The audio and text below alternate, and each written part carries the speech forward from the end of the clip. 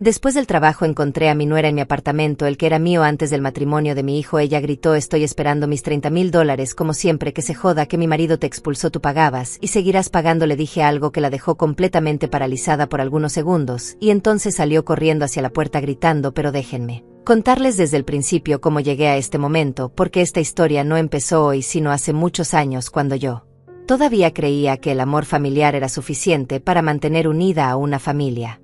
Me llamo Olga, tengo 65 años, y durante 40 años trabajé como secretaria administrativa en una empresa textil. No era un trabajo glamoroso, pero era honesto y me permitía vivir con dignidad. Cada mañana me levantaba a las 5:30, preparaba mi café sin azúcar porque el médico me lo había prohibido, y salía de casa a las 6:15 para tomar el autobús que me llevaba al otro lado de la ciudad. El trayecto duraba 1 hora y 10 minutos, y yo aprovechaba ese tiempo para mirar por la ventana y pensar en mis planes, en mis sueños, en lo que quería construir para mi futuro.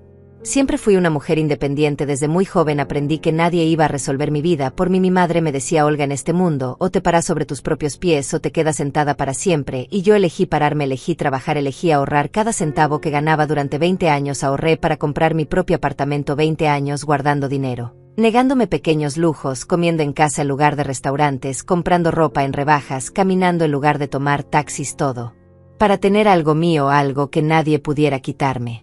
Cuando finalmente compré el apartamento tenía 42 años, y recuerdo ese día como si fuera ayer. Era un tercer piso en un edificio modesto, pero bien ubicado cerca del parque municipal. Tenía 2 habitaciones, una sala amplia, cocina completa y un balcón pequeño desde donde se veía la copa de un árbol de jacarandá que en primavera se llenaba de flores lilas. El día que recibí las llaves lloré de felicidad, de orgullo, de agotamiento por todos esos años de sacrificio, pero también lloré de alivio porque finalmente tenía un lugar en el mundo que era completamente mío. Mi hijo Álvaro nació cuando yo tenía 23 años. Su padre nos dejó cuando él tenía apenas 2 años, así que lo crié sola, trabajando doble turno, cuando era necesario, llevándolo a la escuela en las mañanas, ayudándolo con las tareas en las noches, durmiendo pocas horas, pero siempre tratando de darle lo mejor que podía. Álvaro creció viendo mi esfuerzo, viendo cómo me levantaba cada día sin importar cuán cansada estuviera, y siempre pensé que eso le había enseñado el valor del trabajo, del sacrificio, de la perseverancia, pero ahora ya no estoy tan segura.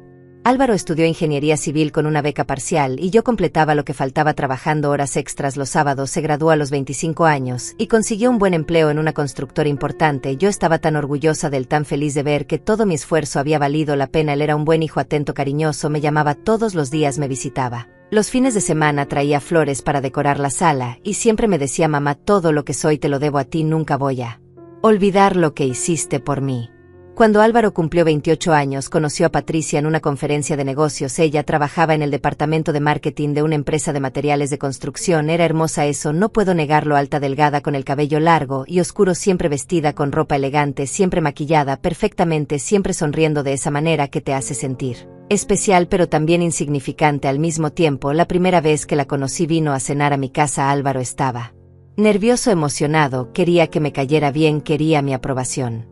Patricia llegó con un ramo de rosas blancas y una botella de vino tinto caro, demasiado caro para una simple cena familiar, pero yo lo tomé como un gesto de buena voluntad. Usaba un vestido color crema ajustado que resaltaba su figura y zapatos de tacón que hacían ruido contra el piso de madera de mi sala. Durante toda la cena habló de su trabajo, de sus viajes, de los restaurantes caros que frecuentaba, de su apartamento en el barrio exclusivo de la ciudad. Hablaba rápido, con seguridad, como alguien acostumbrado a ser escuchado, a ser admirado. Yo preparé mi mejor receta: pollo al horno con papas y ensalada fresca, nada sofisticado, pero hecho con cariño. Patricia comió poco, moviendo la comida en el plato más que comiéndola, y cuando Álvaro me elogió la comida, ella sonrió y dijo: está delicioso, Olga, se nota que cocinas con amor, aunque yo prefiero la comida más ligera, sabes, por la dieta, pero esto está muy rico. De verdad, había algo en su tono, algo que no pude identificar en ese momento, pero que ahora reconozco perfectamente. Era condescendencia disfrazada de amabilidad. Después de esa primera cena, Álvaro empezó a visitarme menos, ya no venía solo, siempre traía a Patricia, y nuestras conversaciones cambiaron. Antes hablábamos de todo, de sus proyectos, en el trabajo de mis plantas, en el balcón, de las noticias del barrio, de recuerdos de su infancia, pero con Patricia presente las conversaciones se volvieron superficiales, incómodas. Ella dominaba cada tema, dirigía cada discusión, y Álvaro parecía feliz de dejarla hablar, de escucharla, de mirarla con esos ojos llenos de admiración que antes me dedicaba a mí. 6 meses después Álvaro me llamó una tarde de domingo y me dijo: mamá, tengo algo importante que contarte, voy a casarme con Patricia. Mi corazón se llenó de alegría mezclada con una extraña tristeza que no supe explicar. Claro que estaba feliz de que mi hijo hubiera encontrado a alguien, pero también sentía que le estaba perdiendo, que algo estaba cambiando para siempre y no necesariamente para bien, pero guardé esos pensamientos para mí misma, porque ¿qué madre quiere arruinar la felicidad de su hijo con sus propios miedos? La boda se celebró en un salón elegante con más de 200 invitados, la mayoría amigos y colegas de Patricia. Yo conocía a pocas personas allí y me sentí como una extraña en la boda de mi propio hijo. Patricia usaba un vestido de novia blanco, con pedrería que según escuché costó más de $8,000. Había flores importadas, una orquesta en vivo, un menú de 5 tiempos y una barra libre de licores premium. Todo era excesivo, todo era perfecto según los estándares de Patricia, y yo me preguntaba cómo 2 jóvenes profesionales podían pagar semejante celebración, pero no pregunté, no quise arruinar el momento con mis dudas. Durante la recepción Patricia me presentó a su madre Araceli, una mujer de mi edad, pero que parecía mucho más joven, con cirugías evidentes en el rostro y ropa que gritaba dinero. Araceli me miró de arriba abajo con una sonrisa fría y dijo: así que tú eres la suegra, qué lindo que Álvaro tenga una madre tan dedicada. Patricia me cuenta que trabajaste toda tu vida para darle lo mejor, eso es admirable de verdad, aunque claro, nosotros siempre pudimos darle a Patricia todo lo que necesitaba sin tanto sacrificio. Había veneno en sus palabras envuelto en un tono dulce, y yo simplemente sonreí y asentí, porque ¿qué más podía hacer? Después de la boda, Álvaro y Patricia se mudaron a un apartamento nuevo en una torre residencial con gimnasio, piscina y seguridad privada las 24 horas. El lugar era impresionante, moderno, con ventanales enormes y una vista panorámica de la ciudad, pero también era caro, demasiado caro para un ingeniero joven y una ejecutiva de marketing. Yo sabía cuánto ganaba mi hijo porque habíamos hablado de eso antes, y los números no cuadraban, pero nuevamente guardé silencio, pensando que tal vez Patricia tenía ahorros, o que tal vez habían recibido ayuda de la familia de ella. Un mes después de la boda, Patricia me llamó por primera vez. Era un martes por la tarde, yo acababa de llegar del trabajo y estaba preparándome un té cuando sonó mi teléfono. Su voz sonaba dulce, casi tímida. Olga, hola, ¿cómo estás? Disculpa que te moleste, pero necesito pedirte un favor. Es algo pequeño, pero es que estamos un poco ajustados este mes con todos los gastos de la mudanza y la boda. Todavía estamos pagando algunas cosas. ¿Podrías prestarme $3,000 solo por este mes? Te prometo que te los devuelvo el próximo, cuando recibamos nuestros salarios. $3,000 no era poco dinero para mí, pero era mi nuera, era la esposa de mi hijo, y ella había dicho que era un préstamo temporal, así que acepté. Transferí el dinero esa misma noche, y Patricia me agradeció efusivamente, prometiendo devolverlo pronto, pero el mes siguiente no hubo devolución. En cambio, hubo otra llamada. Olga, lamento tanto molestarte otra vez, pero surgió un imprevisto. El auto de Álvaro necesita reparaciones urgentes, y no podemos esperar. ¿Podrías prestarnos otros $5,000 solo hasta fin de mes? Y yo volví a transferir, porque ¿qué madre dice que no cuando su hijo necesita ayuda? Así empezó el patrón. Cada mes había una nueva emergencia, una nueva razón, una nueva cantidad. Primero eran $3,000, luego $5,000, luego $7,000. Las cantidades crecían y las excusas se volvían cada vez menos convincentes. Necesitamos renovar el apartamento, el aire acondicionado se dañó, tenemos que pagar el seguro del auto, la tarjeta de crédito llegó muy alta este mes. Tuvimos gastos médicos inesperados, y yo pagaba y pagaba y pagaba, porque cada vez que dudaba Patricia me decía: Olga, eres la única en quien podemos confiar, eres la única que nos entiende, que nos apoya. Álvaro siempre dice que tiene la mejor madre del mundo. Al principio pedí hablar con Álvaro para confirmar las necesidades, pero Patricia siempre tenía una excusa: él está en una reunión importante, está en obra, no quiere preocuparte con estos detalles. Tú sabes cómo es él con el orgullo, prefiere que yo te pida las cosas. Además, tú y yo somos familia, ahora podemos hablar de estos temas sin intermediarios, y yo quería creer que eso era verdad. Quería creer que Patricia me veía como familia, que me respetaba, que valoraba mi ayuda, pero algo en mi interior comenzaba a dudar, algo pequeño pero persistente como una piedra en el zapato. Pasó un año entero y ninguno de los préstamos fue devuelto, ni un solo dólar. Cuando finalmente reuní el coraje para preguntarle a Álvaro directamente durante una de sus escasas visitas, él pareció genuinamente sorprendido. Mamá, ¿de qué préstamos hablas? Patricia nunca me dijo que te estaba pidiendo dinero. Mi corazón se detuvo por un segundo, pero antes de que pudiera responder, Patricia apareció de la cocina con una sonrisa tranquila. Ay, amor, claro que te lo dije varias veces, pero tú estabas tan estresado con el proyecto del centro comercial que probablemente no lo registraste. ¿No te acuerdas que hablamos de los gastos del auto y de la renovación de la cocina? Álvaro frunció el ceño confundido, pero finalmente asintió. Puede ser, la verdad es que he estado muy distraído con el trabajo. Y así Patricia desvió la conversación, cambió el tema, empezó a hablar de otras cosas, y el momento pasó, pero yo me quedé con una sensación horrible en el estómago, la sensación de que acababa de presenciar una mentira perfectamente ejecutada y de que Mi hijo no se había dado cuenta, o peor aún, no había querido darse cuenta. 2 meses después Patricia volvió a llamar, pero esta vez su tono era diferente, menos dulce, más directo. Olga, necesito que me transfieras $20,000 esta semana. Casi me caigo de la silla. $20,000, Patricia, eso es mucho dinero. Yo no tengo esa cantidad disponible. Así de repente ella suspiró con impaciencia. Claro que la tienes, Olga, tú compraste un apartamento. Tienes ahorros, tienes tu salario. Mira, te voy a ser honesta, Álvaro recibió una oportunidad de inversión increíble, un negocio con uno de sus socios de la constructora, pero necesitamos el capital inicial ahora. Si no lo hacemos perderemos la oportunidad y esta inversión podría triplicar el dinero en 6 meses, imagínate. Le dije que necesitaba pensarlo, que era mucho dinero, que necesitaba revisar mis cuentas, y ella se molestó por primera vez, dejó caer la máscara. Está bien, Olga, piénsalo, pero no tardes mucho porque las oportunidades no esperan y sería una pena que Álvaro perdiera esto por falta de apoyo de su propia madre. Colgó antes de que pudiera responder y yo me quedé mirando el teléfono, sintiendo que algo fundamental acababa de cambiar en nuestra relación. Ella ya no estaba pidiendo, estaba exigiendo, ya no estaba sugiriendo, estaba manipulando. Esa noche no pude dormir, me quedé despierta mirando el techo de mi habitación, pensando en todo lo que había pasado en el último año, y medio calculé mentalmente cuánto dinero le había transferido a Patricia, y la cifra me dejó sin aliento. Más de $60,000, $60,000 que había ahorrado durante años trabajando horas extras, negándome vacaciones, comprando marcas genéricas en el supermercado para ahorrar unos cuantos centavos. Todo ese dinero se había ido en transferencias bancarias a mi nuera, y yo no tenía absolutamente nada que mostrar por ello, ni un recibo, ni un pagaré, ni siquiera un mensaje de texto confirmando que eran préstamos.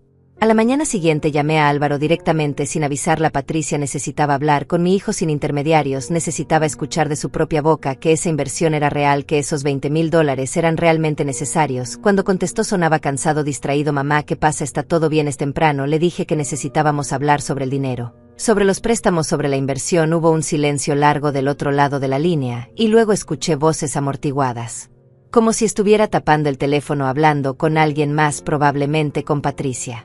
Cuando volvió a hablar su tono había cambiado, se había vuelto frío, distante. Mamá, Patricia me contó que tuvieron una conversación difícil ayer. Mira, entiendo que es mucho dinero, pero nosotros no te estamos obligando a nada. Si no quieres o no puedes ayudarnos, está bien, le entendemos, pero no hace falta que hagas un drama de esto. Somos familia, se supone que las familias se apoyan mutuamente. O no sentí como si me hubieran abofeteado. Álvaro, yo siempre te he apoyado, siempre, desde que naciste trabajé 2 empleos para pagarte la universidad, nunca te negué nada, pero esto es diferente, son cantidades enormes, y nadie me ha devuelto ni un centavo de lo que he prestado.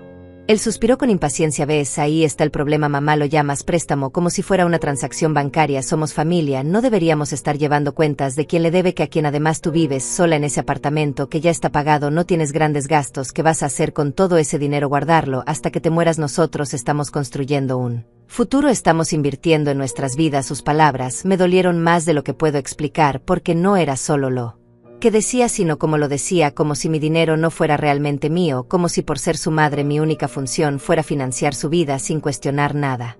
Colgué el teléfono con las manos temblando y lloré por primera vez en años, no de tristeza, sino de rabia, de impotencia, de decepción, porque el hijo que yo había criado, el hijo que me abrazaba y me decía que era la mejor madre del mundo, ese hijo había desaparecido, y en su lugar había un hombre que yo no reconocía, un hombre que me hablaba como si fuera un banco, como si fuera una obligación, como si fuera un recurso a explotar y no una persona con sentimientos, con necesidades, con límites.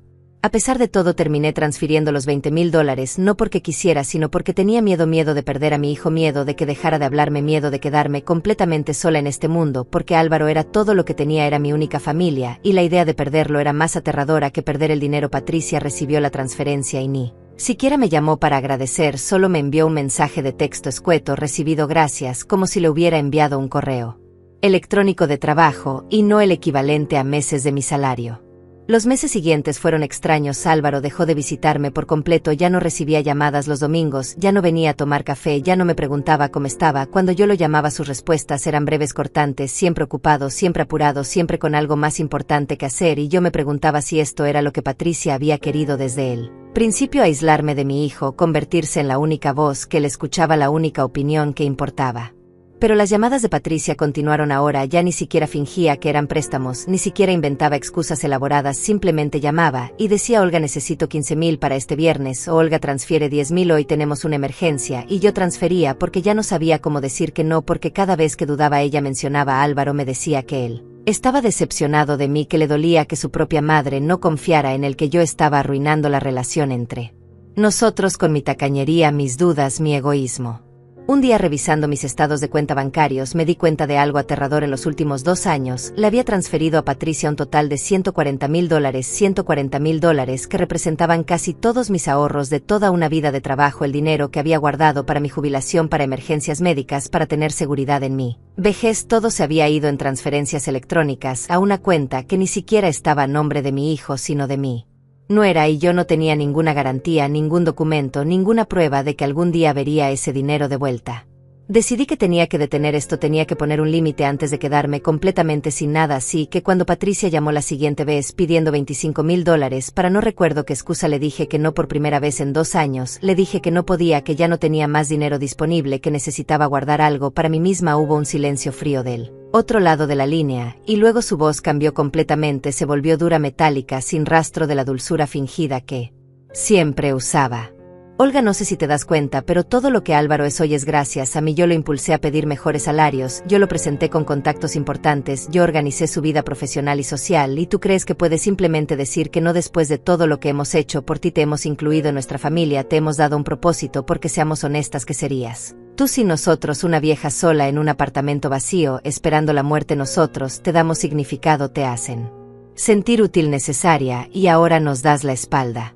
Sus palabras me dejaron muda, no podía creer lo que estaba escuchando, pero ella continuó: mira, te voy a decir algo que Álvaro no tiene el valor de decirte. Él está cansado de ti, cansado de tus llamadas, de tus preguntas, de tu necesidad constante de atención. La única razón por la que todavía te habla es porque yo lo convenzo, porque yo le digo que seas paciente con su madre, pero sí. Sigues con esta actitud egoísta, si sigues negándote a apoyarnos, te garantizo que vas a perder a tu hijo para siempre y vas a morir sola sin que nadie te recuerde. Colgó antes de que pudiera responder, y yo me quedé sentada en mi sofá con el teléfono en la mano, sintiendo como si el piso se hubiera abierto debajo de mí. Esta no era mi imaginación, esto no eran inseguridades mías. Patricia me estaba manipulando, amenazando, chantajeando emocionalmente, y lo peor de todo era que estaba funcionando, porque yo tenía miedo, un miedo profundo, visceral, de quedarme sola, de perder al único hijo que tenía, de que sus palabras fueran verdad.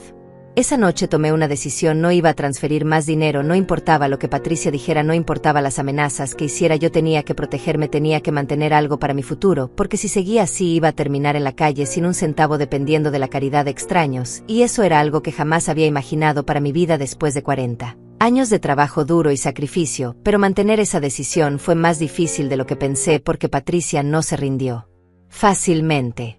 Los siguientes días fueron un bombardeo constante de mensajes, llamadas perdidas, mensajes de voz, cada uno más urgente, más desesperado que el anterior. Olga, por favor, necesito que me contestes, es una emergencia real. Esta vez Álvaro tuvo un problema en el trabajo, necesita un abogado urgentemente. O Olga, mi madre está enferma, necesita una cirugía y no tenemos el dinero completo, por favor, eres la única que puede ayudarnos. Cada mensaje era una nueva historia dramática diseñada para hacerme sentir culpable, para hacerme dudar de mi decisión, pero yo mantuve mi teléfono en silencio y traté de seguir con mi rutina diaria, aunque mi corazón se sentía pesado como una piedra.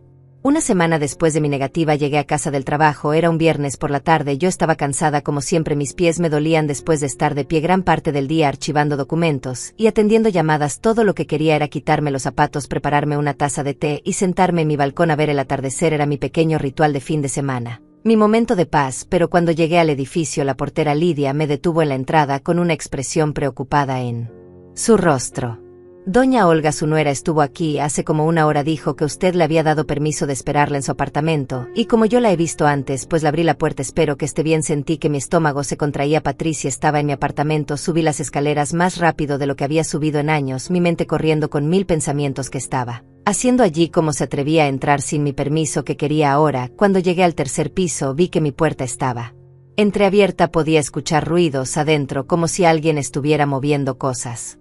Empujé la puerta y lo que vi me dejó sin aliento. Patricia estaba en mi sala revisando mis cajones, tenía papeles esparcidos sobre la mesa del comedor, mis documentos bancarios, mis estados de cuenta, todo estaba ahí expuesto. Ella levantó la vista cuando entré y ni siquiera tuvo la decencia de parecer avergonzada. En cambio, me miró con esa sonrisa fría que yo había llegado a conocer tan bien. Finalmente llegas, estaba empezando a aburrirme esperándote, necesitaba revisar tu situación financiera real, porque sospechaba que me estabas mintiendo sobre no tener dinero. Me quedé paralizada a la entrada de mi propio apartamento, sintiendo una mezcla de rabia e incredulidad. Patricia, esto es invasión de privacidad. No puedes entrar a mi casa y revisar mis cosas. Sin mi permiso esto es ilegal. Ella se rió una risa seca sin humor. Ilegal. Por favor, Olga, soy tu nuera, soy familia. Además, mira lo que encontré. Resulta que si tienes dinero tienes casi $80,000 todavía en tu cuenta de ahorros, así que todas esas excusas de que no podías ayudarnos eran puras mentiras. Egoísmo puro. Le arrebaté los papeles de las manos temblando de indignación. Ese dinero es mío, Patricia, es todo lo que me queda después de transferirte más de $140,000 en 2 años. Ese dinero es para mi jubilación, para emergencias médicas, para mi futuro. No puedo dártelo todo. Ella se cruzó de brazos y me miró con desprecio. Tu futuro es vivir sola en este apartamento viendo televisión hasta que te mueras. Nosotros somos jóvenes, tenemos proyectos, tenemos sueños, tenemos toda una vida por delante. Necesitamos ese dinero más que tú. ¿Para qué lo necesitas tú si ya viviste tu vida, ya tuviste tus oportunidades? Ahora es nuestro turno. No podía creer lo que estaba escuchando. Cada palabra era como una bofetada. Patricia, yo trabajé durante 40 años para tener ese dinero. Me levanté todos los días a las 5 de la mañana. Me negué placeres y lujos para ahorrar cada centavo. Ese dinero representa mi vida entera, mi esfuerzo, mi sacrificio. No es solo papeles, mi seguridad, mi tranquilidad. Ella puso los ojos en blanco. Ay, por favor, con el drama. Olga, ¿sabes cuál es tu problema? Que eres increíblemente egoísta. Te escondes detrás de esta imagen de madre sacrificada, pero en realidad solo piensas en ti misma. Si realmente amaras a Álvaro, si realmente te importara su felicidad, su futuro, nos darías ese dinero sin pensarlo 2 veces, pero no, prefieres guardarlo como una vara. Sentí lágrimas ardiendo en mis ojos, pero me negué a llorar delante de ella. No le daría esa satisfacción. Patricia, necesito que te vayas de mi apartamento ahora. Ella no se movió, en cambio se sentó en mi sofá como si fuera dueña del lugar y cruzó las piernas con una tranquilidad insultante. No me voy hasta que hablemos seriamente. Olga, mira, voy a ser muy clara contigo. A partir de ahora espero recibir $30,000 mensuales de tu parte. No es una sugerencia, es una expectativa, un requisito para que sigas siendo parte de nuestras vidas, para que sigas viendo a Álvaro, para que sigas siendo su madre. $30,000 mensuales. La cifra era absurda, imposible. Patricia, yo no gano $30,000 al mes. ¿Cómo esperas que te dé esa cantidad? Ella se encogió de hombros con indiferencia. Ese no es mi problema, Olga. Tienes ahorros, tienes este apartamento, puedes venderlo, puedes pedir un préstamo, puedes conseguir un segundo trabajo. Hay muchas opciones si realmente quieres encontrar el dinero, pero déjame dejarte algo muy claro. Si no recibes esos $30,000 el próximo mes, te garantizo que Álvaro cortará todo contacto contigo. Yo me encargaré de eso. Ya he estado trabajando en ello durante meses. Él ya piensa que eres controladora, que eres manipuladora, que solo quiere su dinero. Solo necesito un pequeño empujón más y te borrará de su vida completamente. Mi corazón latía tan fuerte que podía escucharlo en mis oídos. Patricia, no puedes hacer eso. Álvaro es mi hijo, él no haría eso. Ella sonrió con crueldad. Oh, Olga, eres tan ingenua. Álvaro hace lo que yo le digo, él me ama, me adora, haría cualquier cosa por mí. Y si tengo que elegir entre su madre amargada que solo causa problemas o nuestra vida juntos, nuestra felicidad, nuestros planes, ya sabemos que va a elegir. Los hombres son simples, Olga, solo necesitan sentirse admirados, deseados, apoyados, y yo le doy todo eso. Tú, en cambio, solo le das culpa, obligaciones, recordatorios de sacrificios pasados. ¿Quién crees que va a ganar en esa competencia? Me senté lentamente en una silla porque mis piernas ya no me sostenían. Esta conversación se había convertido en una pesadilla, algo que nunca imaginé que podría pasar en mi vida. Mi propia nuera chantajeándome, amenazándome en mi propio apartamento, usando el amor que siento por mi hijo como arma en mi contra. Y lo peor de todo era que tenía razón en algo. Yo tenía miedo de perder a Álvaro, tenía miedo de quedarme completamente sola, y ella sabía exactamente cómo explotar ese miedo. Patricia se levantó del sofá y caminó hacia la puerta, pero antes de salir se volteó y me miró con esa sonrisa fría. Tienes hasta el viernes que viene para hacer la transferencia. $30,000 a mi cuenta, la misma de siempre. Si no lo haces, te prometo que será la última vez que escuches la voz de tu hijo. Y cerró la puerta detrás de ella, dejándome sentada en mi apartamento, rodeada de mis documentos esparcidos, sintiendo como si acabara de ser asaltada en mi propia casa.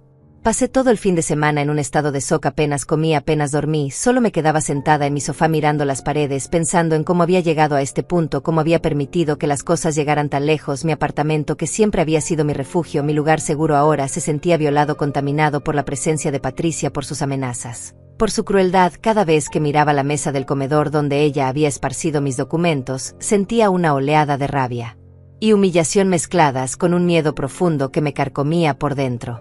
El lunes volví al trabajo como un autómata, yendo por los movimientos sin realmente estar presente. Mi colega Lidia, la misma que trabajaba como portera en mi edificio, notó que algo andaba mal. Durante el almuerzo me preguntó con preocupación genuina en sus ojos: Doña Olga, usted no se ve bien, ¿qué le pasa? Lleva 2 días con esa cara de preocupación. ¿Puedo ayudarla en algo? Y Por primera vez en todo este calvario decidí contarle a alguien lo que estaba pasando. Necesitaba sacar todo esto de mi pecho. Necesitaba escuchar la opinión de alguien externo, a alguien que pudiera ver la situación con claridad. Le conté todo, desde los primeros préstamos pequeños hasta las cantidades astronómicas de ahora, desde las manipulaciones sutiles hasta las amenazas directas, desde el aislamiento progresivo de mi hijo hasta la invasión de mi apartamento. Lidia me escuchó en silencio con los ojos cada vez más abiertos, y cuando terminé de hablar ella negó con la cabeza con indignación. Doña Olga, esto no es normal, esto es abuso financiero, es extorsión, es chantaje emocional. Usted no puede seguir permitiendo esto, tiene que denunciarla, tiene que hablar con su hijo, tiene que poner un alto ahora, antes de que sea demasiado tarde, antes de que la dejen sin nada. Pero es mi nuera. Lidia es la esposa de mi hijo. Si hago algo, ella va a cumplir su amenaza, va a hacer que Álvaro me corte de su vida completamente. ¿Y entonces qué voy a hacer? Voy a quedarme completamente sola. Lidia me tomó las manos con firmeza y me miró directamente a los ojos. Doña Olga, usted ya está sola, su hijo no la visita, no la llama, solo aparece cuando necesita dinero. Esa no es una relación, esa es una transacción, y usted merece más que eso, merece respeto, merece dignidad, merece que la traten como la madre que es, no como un cajero automático. Tiene que recuperar su poder, tiene que defenderse. Sus palabras resonaron en mi interior porque tenía razón. Yo había estado tan asustada de quedarme sola que no me había dado cuenta de que ya estaba sola. La relación que tenía con Álvaro ahora no era real, era solo una ilusión mantenida por transferencias bancarias, y yo estaba pagando carísimo por esa ilusión. Estaba pagando con mis ahorros, con mi tranquilidad, con mi dignidad, con mi salud mental. Pero aún sabiendo todo esto, todavía no sabía qué hacer, cómo enfrentar esta situación sin destruir completamente la última conexión que tenía con mi hijo. El viernes llegó demasiado rápido, era el día límite que Patricia me había dado para transferir los $30,000. Recibí 3 mensajes de ella durante el día, cada uno más impaciente que el anterior. Olga, espero la transferencia hoy como acordamos. Luego, Olga, ya son las 3 de la tarde, estoy esperando. Y finalmente, Olga, tienes hasta las 6 de la tarde. Si no veo el dinero en mi cuenta para las 6, puedes olvidarte de Álvaro para siempre. Cada mensaje me revolvía el estómago, me hacía sentir pequeña, impotente, atrapada.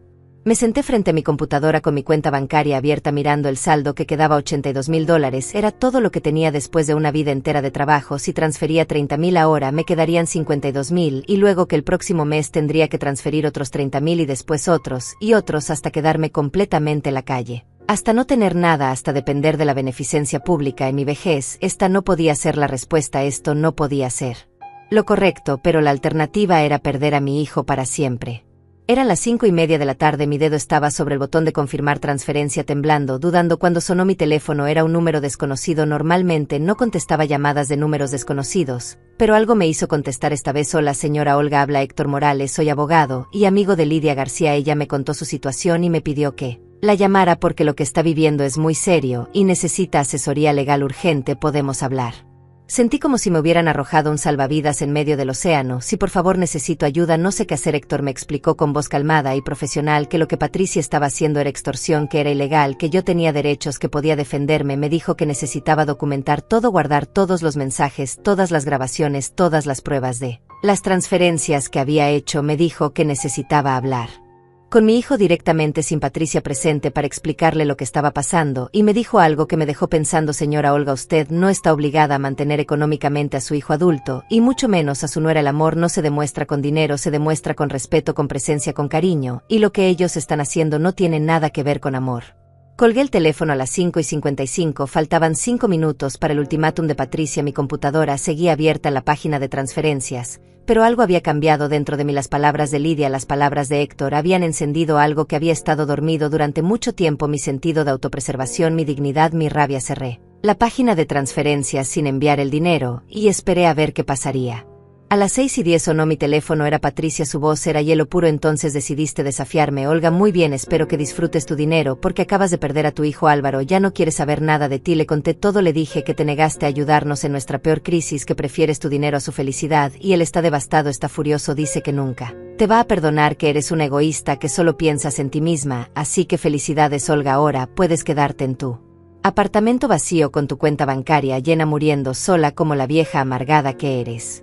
Cada palabra era como un puñal, pero esta vez, en lugar de hacerme sentir culpable, me hicieron sentir furiosa. Patricia, si Álvaro realmente piensa eso, entonces quiero escucharlo del no de ti, quiero hablar con mi hijo directamente. Ella se rió con desdén. Oh no, Olga, ya no tienes ese privilegio. Álvaro no quiere hablar contigo, yo soy su esposa, yo hablo por él ahora y te estoy diciendo que se acabó. No vuelvas a llamar, no vuelvas a buscar contacto, considera que tu hijo murió para ti, porque para efectos Prácticos, así es.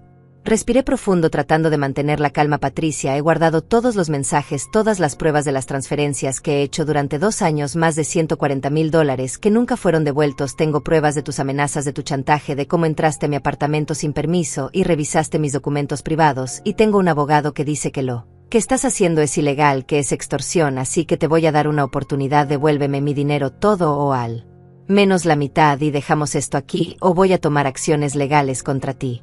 Hubo un silencio largo del otro lado, y cuando Patricia habló nuevamente su voz había perdido esa seguridad arrogante. Estás mintiendo, no tienes pruebas de nada. Claro que las tengo, Patricia. Los bancos guardan registro de todo, cada transferencia, cada fecha, cada monto. Además grabé nuestra última conversación, cuando viniste a mi apartamento, cuando me amenazaste, cuando dijiste que esperabas $30,000 mensuales. Todo está grabado, y mi abogado dice que es evidencia admisible en corte.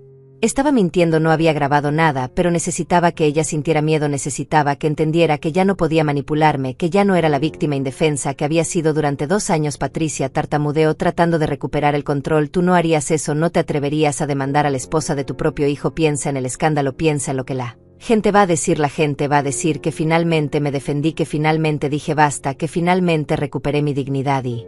Sabes que, Patricia, ya no me importa lo que piensen los demás, lo único que me importa ahora es recuperar mi vida, mi paz, mi dinero. Tienes una semana para empezar a devolverme el dinero, o voy directamente con los abogados. Y déjame decirte algo más, voy a hablar con Álvaro personalmente, y le voy a contar todo lo que has hecho con o sin tu permiso. Colgué el teléfono antes de que pudiera responder y me quedé temblando en mi sala, pero esta vez no era miedo, lo que sentía era adrenalina, era poder, era libertad. Por primera vez en 2 años había dicho que no había puesto un límite, había recuperado algo de mi poder, y aunque no sabía qué vendría después, aunque tenía miedo de las consecuencias, sabía que había hecho lo correcto. Porque nadie merece ser tratado como yo había sido tratada, nadie merece ser chantajeado, amenazado, despojado de su dignidad. Ni siquiera por amor, ni siquiera por familia. Los siguientes días fueron los más tensos de mi vida. Cada vez que sonaba mi teléfono, mi corazón daba un salto. Esperaba llamadas de Patricia, de Álvaro, de abogados, de alguien. Pero durante 3 días hubo un silencio absoluto, y ese silencio era casi peor que las amenazas, porque no sabía qué estaba pasando, qué estaba planeando Patricia, que le había dicho a mi hijo el miércoles. Por la noche finalmente recibí un mensaje de texto de un número que reconocí inmediatamente. Era Álvaro: necesitamos hablar. Mamá, mañana a las 7 de la noche en la cafetería de la avenida principal, ven sola. Mi corazón se aceleró, era la primera comunicación directa que tenía con mi hijo en semanas, pero el tono del mensaje era frío, distante, nada como el Álvaro cariñoso que yo recordaba. Pasé toda la noche sin dormir ensayando mentalmente lo que le diría, cómo explicaría todo lo que había pasado, cómo hacerle entender que su esposa lo estaba manipulando a él y destruyéndome. A mí tenía miedo de que Patricia ya hubiera envenenado completamente su mente contra mí, pero tenía que intentarlo, tenía que llegar a mi hijo de alguna manera. Llegué a la cafetería 15 minutos antes, nerviosísima, pedí un té que apenas pude tocar y me senté en una mesa del fondo donde podíamos hablar con privacidad. Cuando Álvaro entró a las 7 en punto, casi no lo reconocí, había perdido peso, tenía ojeras profundas y su expresión era dura, cerrada, como si hubiera levantado un muro entre nosotros. Se sentó frente a mí sin saludarme, sin abrazarme, sin siquiera sonreír, y durante un momento largo solo nos miramos en silencio. Mamá, empezó con voz tensa, necesito entender qué está pasando. Patricia me dijo que la amenazaste, que la chantajeaste, que dijiste que ibas a demandarla si no te devolvía dinero que según tú le prestaste, pero yo nunca supe de ningún préstamo, nunca me pediste permiso para darle dinero. Entonces, ¿por qué ahora actúas como si ella te debiera algo? Sentí como si me hubieran golpeado en el estómago. Así que Patricia había llegado primero, había dado su versión de los hechos y por supuesto había omitido todos los detalles importantes, todas las manipulaciones, todas las amenazas. Álvaro, respiré profundo tratando de mantener la calma. Durante los últimos 2 años Patricia me ha pedido dinero constantemente. Primero me dijo que eran préstamos temporales, que me los devolverían pronto, pero nunca devolvió nada. Empezó con $3,000, luego $5,000, luego $10,000. Las cantidades seguían creciendo y las excusas seguían cambiando. Le he transferido más de $140,000, Álvaro, $140,000 de mis ahorros de toda mi vida, y ahora me exige $30,000 mensuales o me amenaza con que nunca más volveré a verte. Él frunció el ceño con incredulidad. $140,000, mamá, eso es imposible. Yo no sabía nada de eso. ¿Por qué Patricia me pediría tanto dinero si yo gano bien, si nosotros tenemos suficiente para vivir cómodamente? Esto no tiene sentido. Saqué mi teléfono y le mostré mi cuenta bancaria, los registros de transferencias, las fechas, los montos, todo documentado. Aquí están las pruebas, Álvaro, cada transferencia, cada fecha, puedes verificarlo todo. Él tomó mi teléfono y empezó a revisar mientras lo hacía. Vi cómo su expresión cambiaba de incredulidad a confusión, a algo que parecía preocupación.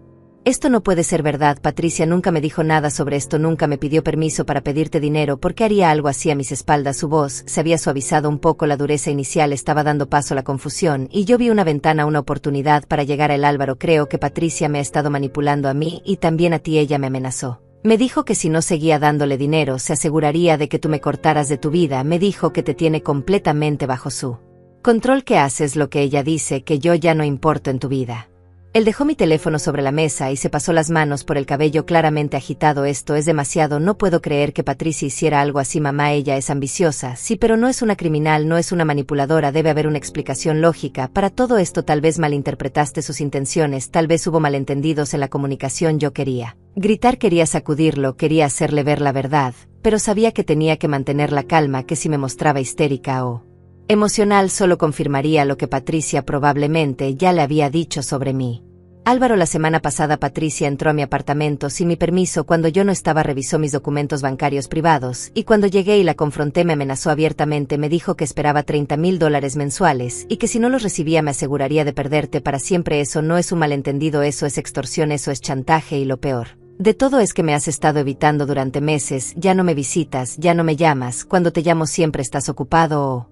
Patricia contesta por ti. Siento que ya perdí a mi hijo y ni siquiera sé por qué. Vi lágrimas formándose en sus ojos y por un momento el muro entre nosotros pareció agrietarse. Mamá, yo no sabía nada de esto, te lo juro. Patricia me dijo que tú estabas siendo difícil, que estabas tratando de controlar nuestra vida, que te molestaba que yo fuera feliz con ella. Me dijo que tenía que poner límites contigo, que no podía dejarte interferir en nuestro matrimonio, y yo le creí porque confío en mi esposa, porque la amo. Pero si lo que dices es verdad, si realmente ella hizo todo esto, entonces yo no sé qué pensar, ya no sé en qué creer. Necesitas hablar con ella, necesitas confrontarla con estas pruebas, necesitas pedirle que explique cada una de estas transferencias. Y Álvaro, necesitas preguntarte dónde está todo ese dinero, porque $140,000 no desaparecen sin dejar rastro. En qué lo gastó, qué hizo con él, por qué nunca te dijo nada si realmente lo necesitaba para ustedes dos, para su vida juntos, por qué lo mantuvo en secreto. Él asintió lentamente, su expresión era de alguien que acaba de despertar de un sueño y no está seguro de que es real. Voy a hablar con ella esta noche, voy a pedirle explicaciones. Y mamá, si lo que dices es verdad, si realmente ella hizo todo esto, yo lo voy a arreglar, te lo prometo, te voy a devolver cada centavo, voy a hacer que esto esté bien, pero dame tiempo, necesito procesar todo esto, necesito entender qué está pasando en mi propio matrimonio. Sentí un rayo de esperanza por primera vez en semanas. Mi hijo me estaba escuchando, me estaba creyendo, o al menos estaba dispuesto a considerar mi versión, pero también sentí miedo porque sabía que Patricia no se rendiría fácilmente, que pelearía con todas sus armas para mantener su control sobre Álvaro. Ten cuidado, Álvaro, Patricia es muy inteligente, muy manipuladora, va a tener respuestas preparadas, va a voltear la situación, va a hacerte sentir que estás traicionándola por creerme a mí. No dejes que te confunda, no dejes que te haga dudar de lo que ves en esas transferencias. Los números no mienten, las fechas no mienten, el dinero desapareció de mi cuenta y fue a parar a la cuenta de ella, eso es un hecho innegable. Él se levantó de la mesa luciendo exhaustado. Lo sé, mamá, lo sé, y voy a llegar al fondo de esto, te lo prometo. Me abrazó brevemente, un abrazo torpe, incómodo, no como los abrazos cálidos que solíamos compartir, pero era algo, era un comienzo. Esa noche no pude dormir, esperando mi teléfono junto a la cama, medio esperando una llamada de Álvaro contándome cómo había ido la confrontación con Patricia, pero la llamada no llegó. Lo que sí llegó a las 2 de la mañana fue una serie de mensajes de texto de Patricia, y su tono era completamente diferente al de antes. Ya no había amenazas ni arrogancia, solo pánico. Olga, por favor, necesito hablar contigo, cometí errores, lo admito, pero podemos arreglarlo, no involucres abogados, no destruyas mi matrimonio, por favor. Leí los mensajes con una mezcla de satisfacción y tristeza, porque esto significaba que Álvaro la había confrontado, que finalmente estaba viendo la verdad, pero también significaba que la guerra no había terminado todavía, que Patricia estaba buscando nuevas estrategias, nuevas formas de manipular la situación, y yo tenía que estar preparada para lo que vendría después. Tenía que mantenerme firme, tenía que proteger no solo mi dinero, sino también mi dignidad y mi relación con mi hijo, porque esta batalla apenas se estaba comenzando. No respondí los mensajes de Patricia esa noche ni a la mañana siguiente. Quería que ella sintiera la incertidumbre que yo había sentido durante 2 años, quería que experimentara el miedo de perder el control, de no saber qué vendría después. Además, Héctor, mi abogado, me había aconsejado que no tuviera más comunicación directa con ella, que todo pasara a través de él, o que al menos quedara documentado por escrito. Cada mensaje que Patricia enviaba era una prueba más de su desesperación, y eso me daba poder, algo que no había sentido en mucho tiempo. El jueves por la mañana recibí una llamada de Álvaro, su voz sonaba cansada, derrotada. Mamá, necesito verte de nuevo hoy, si puedes, hay cosas que descubrí, cosas que necesito contarte. Acordamos vernos en mi apartamento a las 6 de la tarde y pasé todo el día nerviosa, expectante, preguntándome qué había descubierto, qué le había dicho Patricia, cómo había justificado ella todo. Ese dinero. Cuando Álvaro llegó a mi puerta, lucía como si no hubiera dormido en días, traía una carpeta gruesa bajo el brazo y su expresión era una mezcla de furia y dolor. Pasó a la sala sin decir palabras, se sentó en el sofá y abrió la carpeta sobre la mesa del comedor. Mamá, empezó con voz temblorosa, pasé toda la noche de ayer y todo el día de hoy investigando, revisando cuentas bancarias, extractos de tarjetas de crédito, facturas, todo, y lo que encontré es peor de lo que imaginaba, mucho peor. Mi corazón se aceleró. ¿Qué encontraste, Álvaro? Él sacó varios documentos y empezó a mostrarlos uno por uno. Este es el extracto de la cuenta de ahorros de Patricia. Resulta que tiene $200,000 ahorrados. $200,000, mamá, mientras te pedía dinero a ti, diciéndome a mí que estábamos en crisis financiera. Sentí como si me hubieran tirado agua helada encima. $200,000. Entonces, todo el dinero que yo le había dado durante 2 años nunca fue usado para emergencias, para gastos, para inversiones, fue simplemente guardado, acumulado, mientras yo vaciaba mis propias cuentas de ahorros, mientras me preocupaba por no tener suficiente para mi jubilación. Álvaro continuó con voz cada vez más tensa. Y eso no es todo, encontré facturas de viajes que yo nunca hice, hoteles de lujo en Miami, en Cancún, en Las Vegas, fechas en las que yo estaba trabajando en la ciudad y ella supuestamente también, pero resulta que ella estaba de vacaciones gastando dinero. ¿Quién estaba con ella en esos viajes? Álvaro. Él apretó la mandíbula, su rostro enrojeciendo de rabia. Su exnovio Emilio. Encontré mensajes en su teléfono cuando ella estaba en la ducha esta mañana, mensajes que no dejaban lugar a dudas. Ella ha estado viéndolo durante todo nuestro matrimonio. Mamá, me ha estado engañando con él, gastando tu dinero en viajes románticos mientras yo trabajaba como un idiota, pensando que estaba construyendo un futuro con ella. Mi hijo se quebró delante de sus hombros, temblando mientras trataba de contener las lágrimas, y yo no sabía si sentir alivio porque finalmente veía la verdad o dolor porque estaba sufriendo tanto. Me acerqué y lo abracé como cuando era niño, cuando se caía y se raspaba las rodillas, cuando otros niños lo molestaban en la escuela, cuando su padre nos abandonó dejándolo confundido y herido. Lo siento tanto, mi amor, lo siento mucho. Él se aferró a mí llorando abiertamente. ¿Cómo pude ser tan ciego, mamá? ¿Cómo no vi lo que estaba pasando? Ella me manipuló completamente, me aisló de ti, me hizo dudar de mi propia madre, mientras me robaba, mientras te robaba, mientras destruía nuestra familia, y yo la defendí. Mamá, te dije cosas horribles por teléfono, pensé que eras tú la que estaba siendo egoísta cuando todo este tiempo eras la víctima. No es tu culpa, Álvaro. Patricia es una experta en manipulación, me manipuló a mí también durante mucho tiempo, me hizo sentir culpable, me hizo sentir que era mi obligación darle dinero, que si no lo hacía era una mala madre, una mala suegra. Esa es su estrategia, hacernos sentir que nosotros somos el problema, cuando en realidad ella es la que está actuando de manera abusiva. Él se separó de mí secándose los ojos con el dorso de la mano. Tengo más, mamá, mucho más. Él sacó más papeles del folder. Mira esto. Estos son estados de cuenta de tarjetas de crédito que yo no sabía que existían, tarjetas a mi nombre que ella sacó sin mi conocimiento. Hay cargos por más de $50,000 en ropa, carteras, zapatos, joyas, todo de marcas de lujo. Y esto continuó mostrándome documentos. Estos son contratos de préstamos que ella firmó usando información mía como aval. Sin mi permiso estamos endeudados por otros $70,000 y yo no sabía nada, mamá, absolutamente nada. Ella manejaba todas nuestras finanzas, decía que era más eficiente que ella se encargara de todo, que yo me concentrara en mi trabajo, y yo confié en ella como un idiota. Sentí una mezcla de horror y validación porque esto confirmaba que yo no había estado loca, que mis sospechas eran fundadas, que Patricia era exactamente lo que yo pensaba, que era una estafadora, una manipuladora, una depredadora financiera. ¿Qué vas a hacer ahora, Álvaro? Él respiró profundo tratando de recuperar la compostura. Ya hablé con un abogado de divorcios esta mañana, voy a iniciar los trámites inmediatamente, y mamá, voy a hacer todo lo que esté en mi poder para recuperar tu dinero. El abogado dice que podemos demandarla por fraude, por apropiación indebida. Tenemos pruebas suficientes de que ella obtuvo ese dinero bajo falsos pretextos, va a tener que devolvértelo todo. Sentí un peso enorme salir de mis hombros, no solo porque tal vez recuperaría mi dinero, sino porque recuperaba a mi hijo, porque él finalmente estaba de mi lado, porque la pesadilla estaba comenzando a terminar. Esa noche, después de que Álvaro se fue con todos los documentos para compartirlos con su abogado, me permití llorar por primera vez en semanas, pero no eran lágrimas de tristeza, sino de alivio, de liberación, de justicia. Lloré por todo el estrés acumulado, por todos los meses de manipulación, por todas las noches sin dormir preocupándome por el dinero, por mi hijo, por mi futuro. Pero también lloré de gratitud, porque al final la verdad había salido a la luz, porque mi hijo había encontrado el coraje de ver la realidad, porque no estaba sola en esta batalla.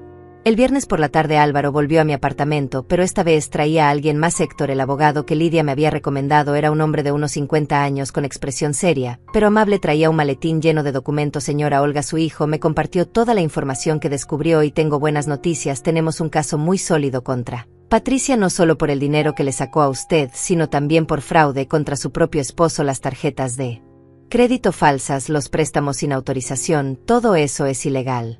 ¿Cuánto podemos recuperar?, pregunté con el corazón en la garganta. Héctor revisó sus notas. Siendo realistas, probablemente podamos recuperar al menos el 70 o 80% de lo que usted le transfirió. Patricia tiene $200,000 en su cuenta más algunos activos que podemos embargar. El proceso tomará tiempo, tal vez 6 meses, tal vez un año, pero vamos a recuperar su dinero. Además, vamos a presentar cargos criminales. La fiscalía está interesada en el caso porque aparentemente usted no es la única víctima. Encontramos que Patricia hizo algo similar con su anterior suegra antes de conocer a Álvaro.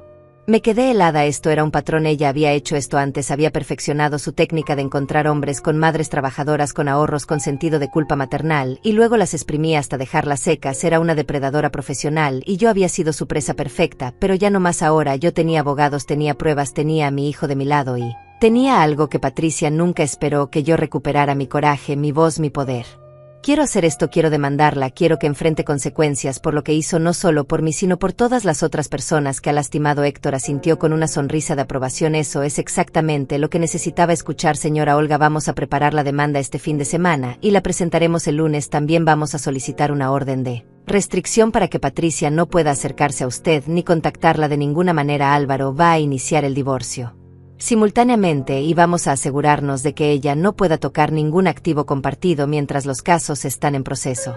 Esa noche, por primera vez en 2 años, dormí profundamente, sin pesadillas, sin ansiedad, sin miedo, porque sabía que finalmente estaba haciendo lo correcto, que estaba defendiéndome, que estaba recuperando mi vida, y aunque el camino hacia adelante todavía era incierto, aunque sabía que habría batallas legales y momentos difíciles, también sabía que ya no estaba sola, que tenía aliados, que tenía justicia de mi lado y que Patricia finalmente iba a pagar por todo el daño que había causado. El karma estaba llegando y yo iba a estar allí para verlo. El lunes por la mañana Héctor presentó oficialmente la demanda contra Patricia por fraude, extorsión y apropiación indebida. También se solicitó el embargo preventivo de sus cuentas bancarias para evitar que moviera o escondiera el dinero. Mientras el caso avanzaba, Álvaro presentó simultáneamente la demanda de divorcio y solicitó la anulación de todas las deudas contraídas fraudulentamente a su nombre. Yo acompañé a Héctor al juzgado y cuando firmé los documentos sentí como si estuviera cerrando un capítulo oscuro de mi vida y abriendo uno nuevo donde yo tenía el control, donde yo era la protagonista, no la víctima. La reacción de Patricia no se hizo esperar. Esa misma tarde recibí 15 llamadas de su número que no contesté. Luego empezaron los mensajes de texto, cada uno más desesperado, más furioso que el anterior. ¿Cómo te atreves a demandarme, Olga, después de todo lo que hice por ti, después de incluirte en nuestras vidas? Esto es traición pura. Luego Álvaro cometió un gran error casándose contigo, vieja amargada que no puede soportar ver feliz a su hijo, y finalmente vas a arrepentirte de esto, te lo juro. Voy a destruirte en la corte, voy a demostrar que eres una mentirosa manipuladora. Cada mensaje era evidencia adicional que Héctor guardaba cuidadosamente. Patricia estaba cavando su propia tumba con cada palabra, cada amenaza, cada insulto, porque todo quedaba documentado, todo servía para demostrar su verdadero carácter, su naturaleza manipuladora y abusiva. La orden de restricción fue aprobada el martes por la tarde, lo que significaba que Patricia ya no podía contactarme legalmente. Cualquier intento de comunicación ahora sería una violación que podría resultar en su arresto, y eso me dio una paz que no había sentido en años.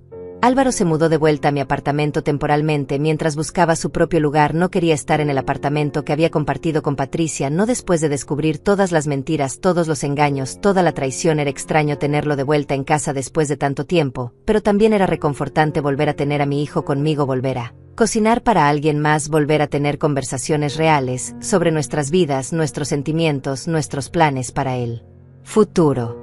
Una noche, mientras cenábamos en la pequeña mesa de mi cocina, Álvaro me miró con expresión seria. Mamá, necesito pedirte perdón por todo, por no haberte creído antes, por haber dejado que Patricia me alejara de ti, por haberte dicho cosas horribles por teléfono, por no haber visto lo que estaba pasando justo frente a mis ojos. Fui un mal hijo y no sé si alguna vez podré compensarte por el daño que te causé. Yo tomé su mano apretándola con cariño. No fuiste un mal hijo, Álvaro, fuiste manipulado por alguien que es experta en manipulación. Ella sabía exactamente qué botones presionar, qué decir para hacerte dudar de mí, pero lo importante es que al final viste la verdad y tuviste el coraje de actuar. Eso es lo que importa.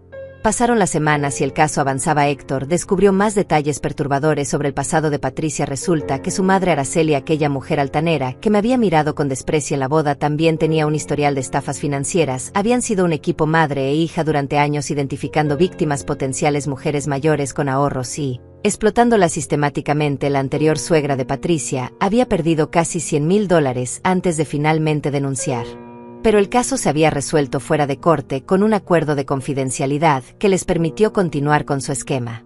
Esta información cambió completamente la naturaleza de nuestro caso. Ya no era solo una disputa familiar, sino un patrón criminal documentado de fraude. La fiscalía decidió involucrarse más activamente y comenzó una investigación criminal formal contra Patricia y Araceli por asociación delictuosa, fraude organizado y lavado de dinero. Las cosas se habían vuelto mucho más serias de lo que cualquiera de nosotros había anticipado, y yo me sentía aliviada de haber actuado cuando lo hice, de haber puesto un alto antes de perder absolutamente todo. En octubre, 3 meses después de presentar la demanda, tuvimos la primera audiencia en corte. Patricia llegó con su propia abogada, una mujer elegante que claramente costaba mucho dinero. Me preguntaba cómo Patricia estaba pagando esos honorarios legales, si supuestamente sus cuentas estaban embargadas, pero Héctor me explicó que probablemente Araceli estaba financiando su defensa con dinero obtenido de otras víctimas. La sala del tribunal era fría, impersonal, con paredes color crema y filas de bancas de madera dura. Patricia se sentó del otro lado, luciendo impecable como siempre, con un traje elegante y maquillaje perfecto, pero cuando nuestras miradas se cruzaron vi algo en sus ojos que nunca había visto antes: miedo. El juez revisó los documentos, las pruebas, las transferencias bancarias, los mensajes de texto, las declaraciones de Álvaro, todo mientras Patricia y su abogada trataban de argumentar que el dinero había sido regalos voluntarios, que yo había ofrecido ayudarlos sin esperar nada a cambio, que no había habido coerción ni amenazas. Pero Héctor presentó las grabaciones que había hecho de conversaciones posteriores con Patricia, donde ella admitía haber exigido el dinero, donde amenazaba con alejarme de mí hijo, donde revelaba su verdadera naturaleza manipuladora. La abogada de Patricia intentó desacreditar las grabaciones argumentando que habían sido obtenidas sin consentimiento, pero Héctor demostró que en nuestro estado era legal grabar conversaciones en las que uno es participante. Además, presentó los mensajes de texto, las amenazas escritas, la evidencia de las tarjetas de crédito fraudulentas, los préstamos falsos, todo el patrón de comportamiento criminal que Patricia había construido durante años. El juez escuchó todo en silencio, tomando notas, ocasionalmente haciendo preguntas puntuales sobre fechas, montos, documentación. Cuando llegó el momento de los testimonios, yo tuve que subir al estrado. Mi corazón latía tan fuerte que pensé que todos en la sala podían escucharlo, pero cuando empecé a hablar, cuando empecé a contar mi historia, algo cambió dentro de mí. Ya no sentía miedo, ya no sentía vergüenza, sentía indignación, sentía fortaleza, sentía el poder de mi propia verdad. Conté todo, desde los primeros préstamos pequeños hasta las amenazas directas, desde el aislamiento progresivo de mi hijo hasta la invasión de mi apartamento, desde las manipulaciones sutiles hasta la extorsión descarada. Patricia me miraba con furia contenida, pero no podía hacer nada más que escuchar. Su abogada intentó hacerme parecer una madre controladora que no podía aceptar que su hijo adulto había formado su propia familia, pero Héctor rápidamente desmontó esos argumentos, presentando el testimonio de Lidia, mi colega, quien había presenciado mi angustia y había sido testigo de cómo Patricia había entrado a mi apartamento sin autorización. También presentó el testimonio de vecinos que habían escuchado a Patricia gritarme, amenazarme, exigirme dinero ese día en mi sala. Luego fue el turno de Álvaro de testificar. Su testimonio fue devastador para la defensa de Patricia, porque él era su esposo, la persona que supuestamente debía estar de su lado, y sin embargo estaba presentando evidencia contra ella. Contó sobre las tarjetas de crédito fraudulentas, sobre los viajes secretos con su exnovio, sobre las mentiras constantes, sobre cómo ella lo había manipulado para alejarlo de mí. Cuando Patricia lo escuchaba hablar, vi cómo su máscara de control comenzaba a resquebrajarse, como sus manos temblaban ligeramente, como sus ojos se llenaban de lágrimas que probablemente eran más de rabia que de tristeza. El juez finalmente declaró un receso hasta la siguiente semana, pero antes de terminar la sesión hizo un comentario que me llenó de esperanza. Basándome en la evidencia presentada hasta ahora, este caso parece tener suficiente mérito para proceder con la fase criminal. Recomendaré a la Fiscalía que considere cargos adicionales de fraude organizado y conspiración. Mientras tanto, el embargo de las cuentas de la señora Patricia permanecerá en efecto y se agregará una restricción adicional que le prohíbe salir del estado mientras el caso está pendiente. Salí del juzgado sintiéndome más liviana de lo que me había sentido en años. El proceso no había terminado, todavía faltaban más audiencias, más testimonios, más batallas legales, pero había cruzado el umbral más difícil. Había contado mi historia públicamente, había enfrentado a mi abusadora cara a cara y había sobrevivido. Más que eso, había prevalecido. Álvaro me abrazó Afuera del juzgado estoy tan orgulloso de ti, mamá, fuiste increíble, ahí adentro tan fuerte, tan clara. Patricia no tuvo ninguna oportunidad contra la verdad y yo sonreí, tal vez por primera vez en meses, una sonrisa genuina de alivio y de victoria. 6 meses después del inicio del caso legal finalmente llegó la resolución. El juez determinó que Patricia debía devolverme $120,000 de los $140,000, que le había transferido más intereses y costos legales. Además, fue condenada a 2 años de prisión por fraude, extorsión y falsificación de documentos, aunque podría cumplir parte de la sentencia bajo arresto domiciliario si demostraba buena conducta. Su madre, Araceli, también enfrentó cargos criminales por su participación en el esquema de estafas, pero eso era un caso separado que aún continuaba en los tribunales. El día que recibí la transferencia bancaria con el dinero recuperado, me senté en mi sofá mirando el estado de cuenta en mi teléfono, casi sin poder creer los $120,000 de vuelta en mi cuenta. No era todo lo que había perdido, pero era suficiente para restaurar mi seguridad financiera, para saber que mi jubilación estaba protegida, que no terminaría mis días en la pobreza después de una vida entera de trabajo honesto. Pero más importante que el dinero era la sensación de justicia, de validación de que el sistema había funcionado, de que la verdad había prevalecido sobre la manipulación. Álvaro finalmente firmó los papeles de divorcio en marzo. Patricia intentó pelear por la mitad de los bienes conyugales, pero dado que todo había sido adquirido con dinero obtenido fraudulentamente, el juez le otorgó a Álvaro la mayoría de los activos. Ella se quedó prácticamente sin nada, sin el apartamento lujoso, sin el auto importado, sin las joyas caras, sin la vida de lujo que había construido sobre mentiras y dinero robado. Su caída fue tan dramática como su ascenso había sido calculado, y aunque yo no soy una persona vengativa, no puedo negar que sentí una satisfacción profunda al ver que finalmente enfrentaba las consecuencias de sus acciones. Mi hijo se mudó a su propio apartamento, un lugar modesto pero cómodo cerca de mi edificio. Volvimos a tener nuestras cenas dominicales como en los viejos tiempos antes de Patricia, antes de toda la pesadilla. Él cocinaba, yo llevaba el postre y hablábamos durante horas, recuperando el tiempo perdido, reconstruyendo nuestra relación que había sido tan dañada por la manipulación. Una tarde, mientras tomábamos café en su balcón, me dijo: mamá, aprendí algo muy valioso de todo esto. Aprendí que el amor verdadero no exige sacrificios imposibles, no amenaza, no chantajea, no manipula. El amor verdadero respeta, valora, apoya, y yo lo perdí de vista con Patricia, pero nunca más voy a cometer ese error. Lidia, mi colega y amiga, quien había sido fundamental en conectarme con Héctor, se convirtió en una presencia constante en mi vida. Tomábamos té juntas los sábados por la tarde, compartíamos historias, nos reíamos de las pequeñas cosas de la vida. Ella me contó que también había pasado por una relación abusiva años atrás y que ver mi coraje para enfrentar a Patricia le había inspirado a cerrar sus propias heridas del pasado. A veces las batallas que peleamos no solo nos sanan a nosotros, sino que también iluminan el camino para otros que están luchando en la oscuridad. En junio, un año después de que todo comenzara, recibí una llamada inesperada de una mujer llamada Fabiola, que había visto mi caso en las noticias locales. Señora Olga, no sabe cuánto me ayudó su valentía. Yo también fui víctima de Patricia hace 5 años. Cuando estaba casada con mi hijo perdí $60,000 y nunca hice nada porque tenía miedo de perderlo a él, pero al final lo perdí de todas formas porque Patricia lo convenció de que yo era el problema. Su caso me dio el valor para buscar ayuda para unirme a la demanda colectiva que se está formando contra la madre de Patricia. Usted nos mostró que es posible pelear, que es posible ganar. Esa llamada me conmovió profundamente porque me hizo entender que mi historia había trascendido mi propia experiencia personal, que había ayudado a otras mujeres a encontrar su voz, a defender sus derechos, a no permitir ser victimizadas en silencio. Héctor me comentó que al menos otras 4 mujeres habían salido a la luz después de mi caso, todas con historias similares. Todas habían perdido dinero ante los esquemas de Patricia y Araceli y ahora todas estaban buscando justicia. El patrón era tan claro, tan repetitivo, que la fiscalía estaba considerando clasificarlo como crimen organizado. Patricia cumplió 3 meses en prisión antes de ser transferida a arresto domiciliario. Su vida había cambiado radicalmente. Vivía ahora en un apartamento pequeño en un barrio modesto, muy diferente de la torre de lujo que había habitado cuando estaba casada con Álvaro. Trabajaba en un call center desde su casa para pagar sus deudas legales y la restitución que debía no solo a mí sino a las otras víctimas. Su cuenta de redes sociales, que antes estaba llena de fotos de viajes lujosos, restaurantes caros y ropa de diseñador, ahora estaba cerrada, borrada, como si esa vida nunca hubiera existido.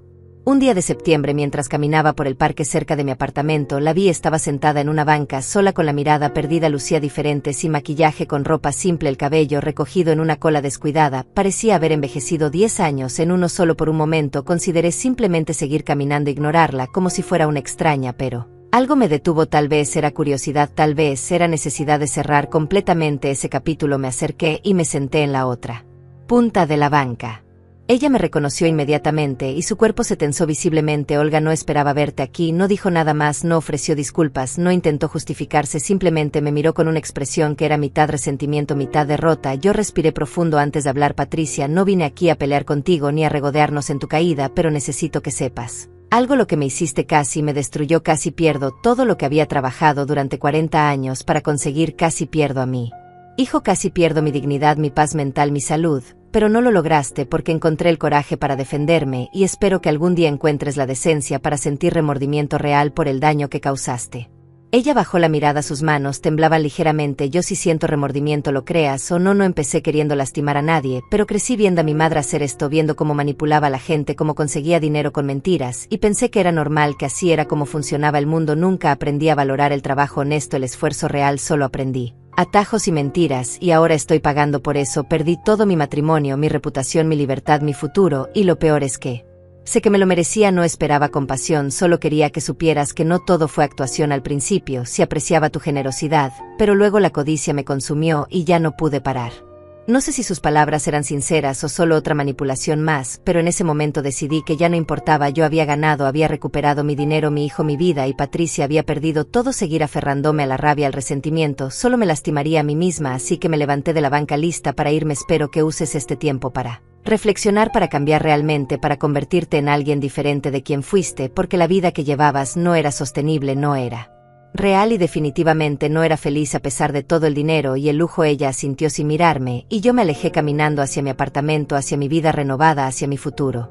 Esa noche Álvaro vino a cenar y le conté sobre el encuentro con Patricia. Él se sorprendió. ¿Cómo te sentiste, mamá, al verla otra vez? Yo pensé por un momento antes de responder. Me sentí libre, Álvaro, libre de rabia, libre de miedo, libre de la necesidad de que ella pague eternamente por lo que hizo. Ya pagó, ya perdió, ya enfrentó consecuencias y yo recuperé lo que era mío, así que ahora puedo seguir adelante, realmente seguir adelante sin cargar ese peso. Los meses siguientes fueron de reconstrucción, de redescubrimiento. Volví a mis viejas aficiones que había abandonado durante los años oscuros. Empecé a pintar otra vez, algo que no hacía desde mi juventud. Me uní a un grupo de lectura en la biblioteca del barrio, donde conocí a otras mujeres de mi edad con historias fascinantes, con sabiduría acumulada, con ganas de vivir plenamente sus años dorados. Incluso empecé a considerar jubilarme antes de lo planeado para disfrutar mi tiempo, mi libertad, todo lo que había trabajado tanto para conseguir. Una tarde de diciembre, casi 2 años después de que toda esta historia comenzara, estaba en mi balcón viendo el árbol de jacarandá que ahora estaba sin flores, esperando la primavera, cuando sonó mi teléfono. Era un número desconocido. Dudé en contestar, pero algo me hizo hacerlo. Señora Olga, habla del programa de víctimas de fraude del Estado. Queríamos informarle que han aprobado su solicitud para ser vocera del programa de concientización sobre abuso financiero de ancianos. Su historia ha inspirado a muchas personas a denunciar y queremos que comparta su experiencia en conferencias, en escuelas, en centros comunitarios, para ayudar a otros a reconocer las señales de manipulación antes de que sea demasiado tarde. Acepté sin dudarlo porque entendí que todo lo que había pasado, todo el dolor, toda la lucha había servido para algo más grande, que yo misma había servido para iluminar un problema que muchas personas enfrentan en silencio, para mostrar que es posible defenderse, que nunca es tarde para decir basta, que la edad no significa debilidad, sin experiencia y sabiduría, y que merecemos respeto sin importar cuántos años tengamos, cuánto dinero tengamos o qué tan vulnerable nos sintamos. Hoy, mientras escribo esto en mi diario, mirando por la ventana hacia el parque donde los niños juegan y las parejas caminan tomadas de la mano, puedo decir honestamente que soy feliz, más feliz de lo que fui en años. Tengo mi apartamento, mi seguridad financiera, mi hijo de vuelta en mi vida, amistades verdaderas, un propósito renovado, y sobre todo tengo algo que Patricia nunca pudo quitarme: mi dignidad, mi fuerza, mi capacidad de levantarme después de ser derribada. Patricia perdió todo, construyó un castillo sobre arena, sobre mentiras, sobre dinero robado, y cuando la marea subió todo se derrumbó dejándola con nada, mientras que yo, que construí mi vida sobre trabajo honesto, sobre sacrificio real, sobre amor verdadero, todavía estoy de pie, todavía estoy aquí, todavía estoy fuerte, y esa es la mejor venganza de todas: simplemente seguir viviendo, seguir prosperando, seguir siendo yo misma a pesar de todo lo que intentó hacerme. El karma finalmente llegó, no con mi intervención, sino con las consecuencias naturales de sus propias acciones, y yo estoy aquí para contarlo, para advertir a otros, para ayudar a quienes todavía están atrapados en las garras de manipuladores como Patricia, porque nadie debería sufrir en silencio, nadie debería sentir que está solo en esta batalla, y nadie debería permitir que le roben no solo su dinero, sino su paz, su dignidad, su vida. Esta es mi historia de dolor, de lucha, de justicia y finalmente de liberación, y si mi historia puede ayudar aunque sea a una persona a encontrar el coraje para defenderse, entonces todo habrá valido la pena, absolutamente todo.